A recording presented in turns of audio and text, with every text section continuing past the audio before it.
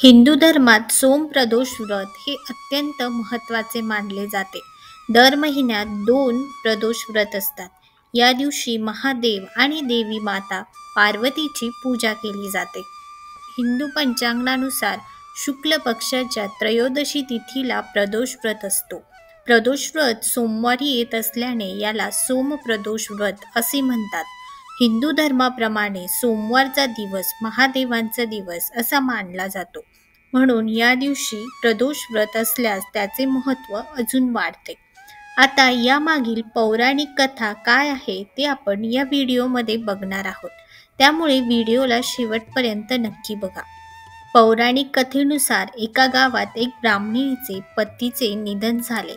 त्यामुळे तिला पोटा पाण्यासाठी भीक मागण्यासाठी घराबाहेर पडावं लागत असत. त्या ब्राह्मणीला एक मुलगा होता. ते दोघे मिळूनही त्या गावात भीक मागत असत.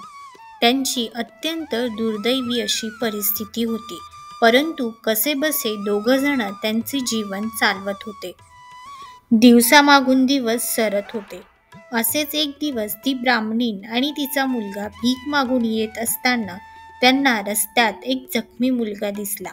तो जखमी मुलगा त्या वेदनेने अक्षरशः तळमळत होता.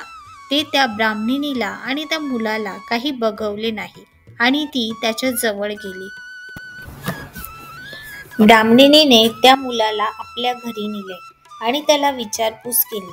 तेव्हा तिला समजले की तो मुलगा विदर्भाचा राजपुत्र होता. शत्रूच्या सैन्याने त्यांच्या राज्यावरती हल्ला केला होता आणि त्याच्या वडिलांना पकडून नेले होते.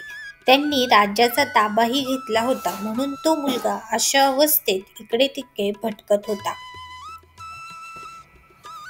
राजकुमार ब्राह्मणांच्या घरात राहू लागला. मग एक दिवस अंशुमती नावाच्या गंधर्व मुलीने राजकुमाराला पाहिले आणि ती त्याला बघून मोहित झाली.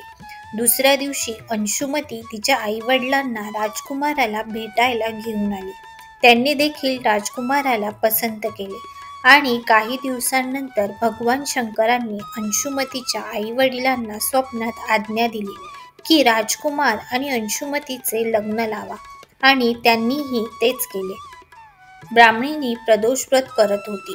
आपल्या मनोभावे उपवासाच्या परिणामांमुळे गंधर्व राजाच्या सैन्याच्या मदतीने राजकुमाराने विदर्भातून शत्रू पळवून लावले. राजकुमाराने आपल्या वडिलांचे राज्य परत मिळवले. राजकुमाराने ब्राह्मण मुलाला आपल्या राज्याचे प्रधान बनविले.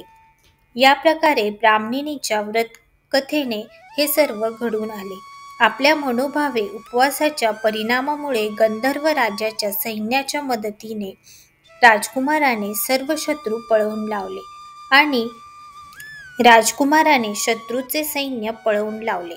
या प्रकारे या व्रताच्या महात्म्याने ब्राह्मण आणि ब्राह्मण पुत्रांना चांगले आयुष्य लाभले.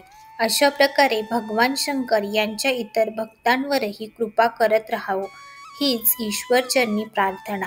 म्हणूनच सोमप्रदोष याचा उपवास ठेवणाऱ्या सर्व भक्तांनी ही कथा ऐकली पाहिजे किंवा वाचली पाहिजे.